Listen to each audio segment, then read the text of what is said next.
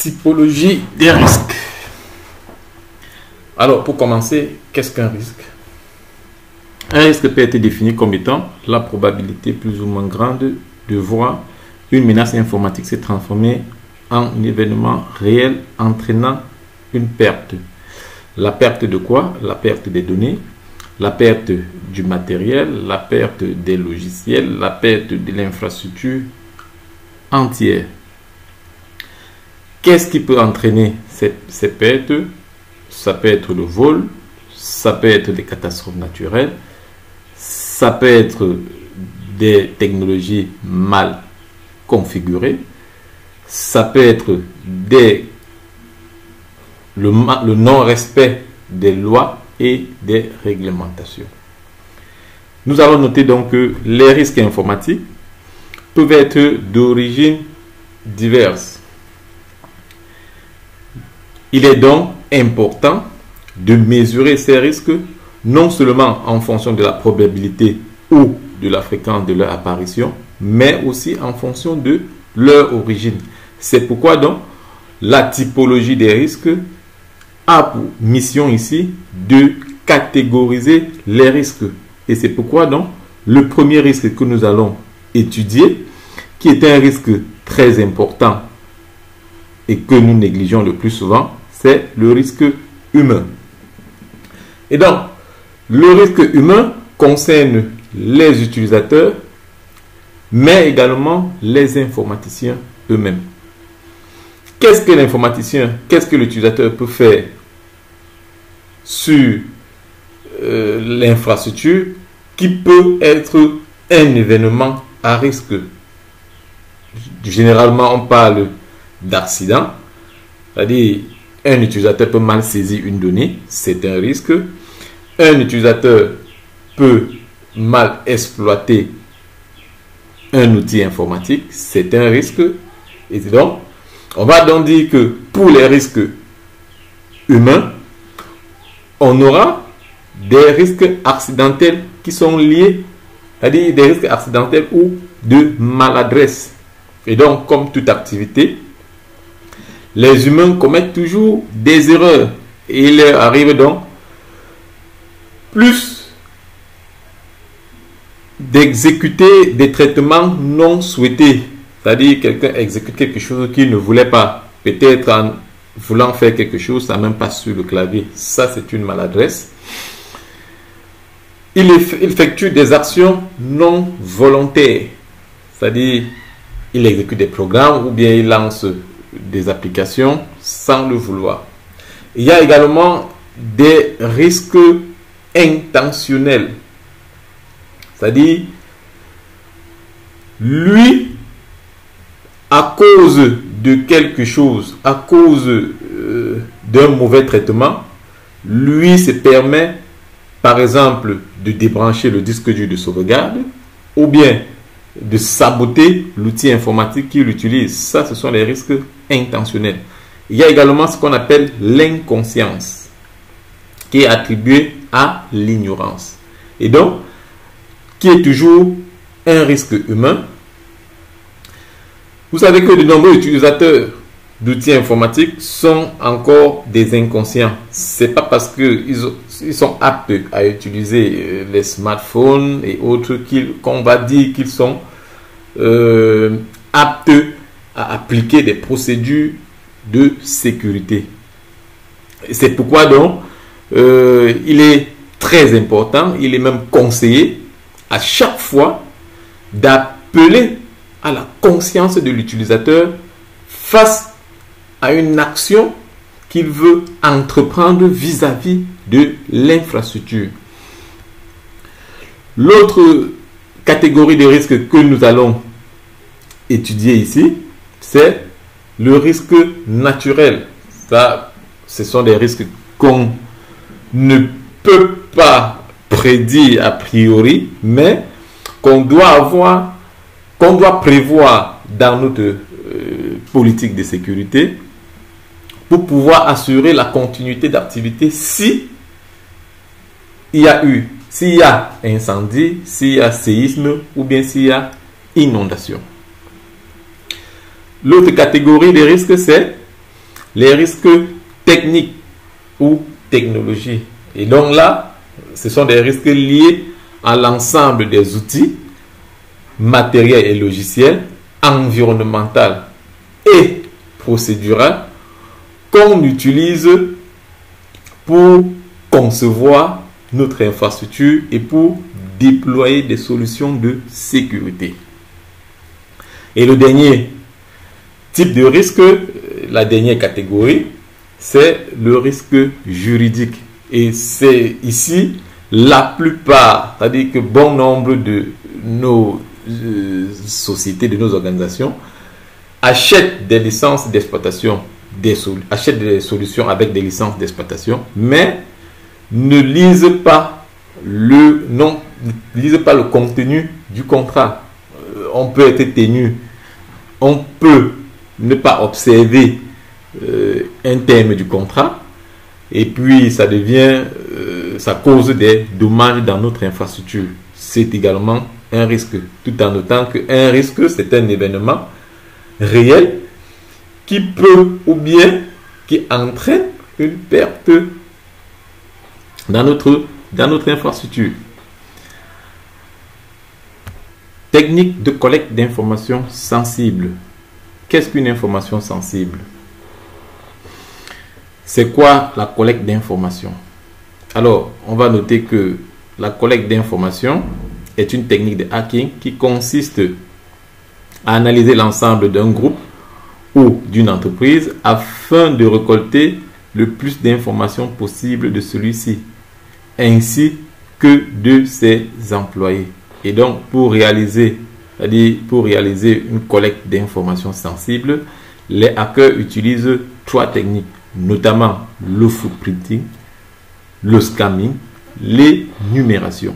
C'est quoi le footprinting? C'est quoi le scamming? C'est quoi l'énumération? Le footprinting est la première étape de collecte d'informations. C'est le processus d'utilisation de divers outils et techniques afin d'attaquer une cible. Grâce au footprinting,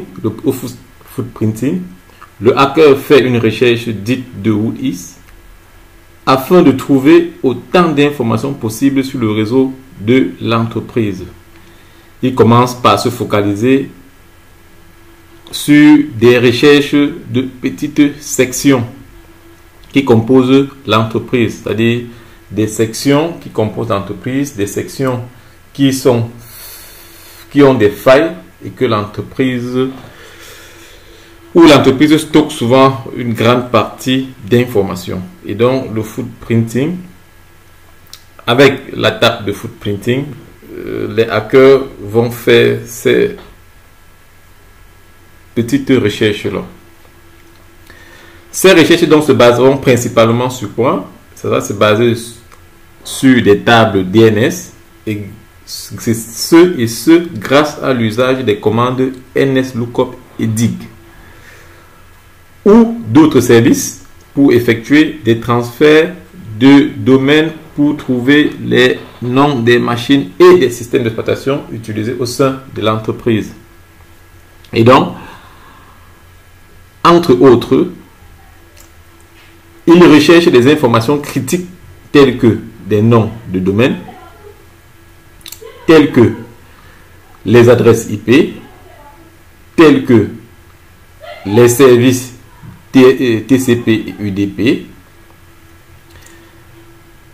Et donc, ils vont également rechercher des informations sur les IDS, sur les numéros de téléphone, sur les adresses mail, sur les commentaires dans des fichiers HTML, sur des types de mécanismes de sécurité, notamment les ACL.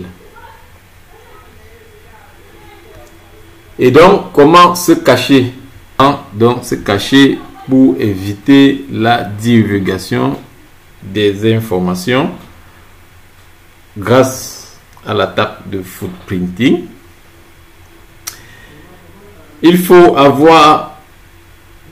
savoir que rendre une information confidentielle est le premier élément, est le premier objectif de sécurité lorsqu'on veut appliquer la sécurité sur les données. Donc, pour décourager les attaquants, les hackers, il existe des mesures non pas radicales, mais fortement conseillées afin de sécuriser son réseau. Notamment, il faut classifier le type d'information visible au public. Il faut supprimer les informations inutiles sur les pages web. Il faut éviter d'échanger les numéros de contact avec des personnes hors entreprise. Il faut désactiver les zones de transfert pour autoriser les serveurs. Il faut donc séparer le DNS interne et le DNS externe. Voilà donc les solutions de contre-mesure visant à décourager les attaquants qui utilisent la technique de footprinting pour collecter des informations sensibles sur notre infrastructure, sur notre organisation. La suite avec le scamming. Alors, le scamming ou le balayage de ports est une technique servant à rechercher les ports ouverts sur un serveur de réseau.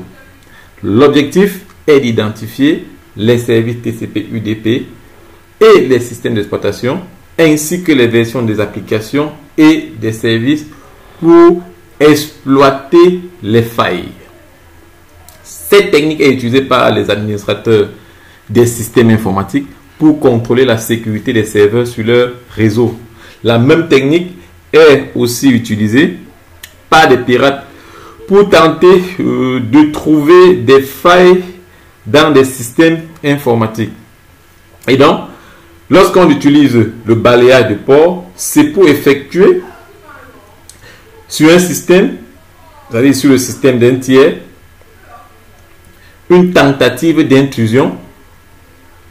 Ceci en se basant sur des ports vulnérables, des ports qui ne sont pas sécurisés, des ports des services qui ne sont pas utilisés. Et donc, lorsqu'il existe des systèmes de détection d'intrusion dans un réseau, le balayage des ports est considéré comme une activité suspecte. Et donc, les systèmes de détection d'intrusion, à chaque fois qu'un hacker va utiliser le scamming pour pouvoir effectuer ses intrusions, s'il y a un système de détection d'intrusion, le système d'intrusion va alerter la présence ou bien la présence d'une activité suspecte. Et donc, pour tromper la vigilance des systèmes de détection d'intrusion et des pare-feux, les hackers vont utiliser un système de balayage qui s'effectuera par ordre aléatoire, c'est-à-dire avec une vitesse excessivement lente. De cette façon, le système de détection d'intrusion ou bien le pare-feu ne verra pas venir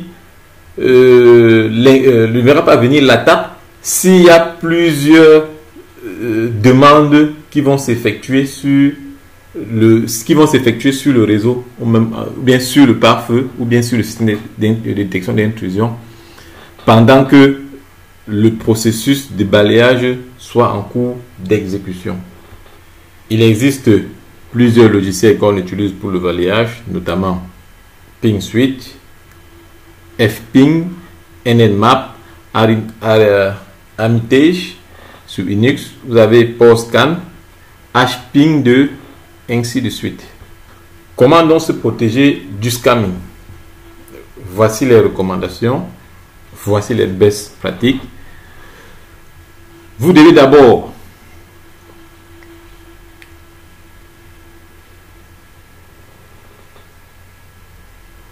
avoir un réseau qui est sécurisé à l'aide des IDS, notamment l'IDS comme Snuff. Vous devez avoir des pare-feux détectant les tentatives de scan de port, de scan de port, notamment Zonalab pour Windows. Vous devez également désactiver tous les services inutilisés pour minimiser les exploitations les expositions, autant pour moi, à la menace. Pour ce qui est de l'énumération, qui est la dernière technique de collecte d'informations que nous allons étudier, l'énumération est un processus qui nous permet de recueillir des informations à partir d'un réseau. Et pour cela, il faut examiner grâce aux techniques d'énumération, notamment l'énumération des DNS ou l'énumération à travers le SNMP. C'est quoi l'énumération DNS? L'énumération DNS est le processus de localisation de tous les serveurs DNS et des entrées DNS pour une organisation. Il va donc nous permettre de recueillir des informations essentielles sur l'organisation telles que les noms d'utilisateurs, les noms d'ordinateurs, les adresses IP, les fichiers partagés, mal configurés, des vieux logiciels non à jour qui seront exploités à cause de ces faiblesses. Alors, quels sont les outils que nous allons utiliser pour réaliser les collectes d'informations, pour faire l'énumération? On a l'outil Finga. Finga va agir sur des protocoles TCP et UDP en utilisant les adresses de courriel de la personne sur laquelle on souhaite avoir des informations. Nous aurons également Navigate qui permet d'analyser les requêtes HTTP header, c'est-à-dire les en-têtes HTTP, afin d'obtenir la version du serveur web. Comment allons-nous nous protéger contre l'attaque par énumération? La première des choses qu'il faut faire, qui est un best pratique, c'est de bien configurer les serveurs. La deuxième des choses qu'il faut faire, c'est de bien effectuer le partage des fichiers. Et la troisième des choses qu'il faut faire, c'est de désactiver les services, c'est-à-dire de désactiver les logiciels que vous n'utilisez pas, à la mesure même les désinstaller. Donc, parvenu à la fin de ce paragraphe, je vous dis merci pour votre attention. À tout de suite pour le paragraphe consacré à l'analyse des risques humains.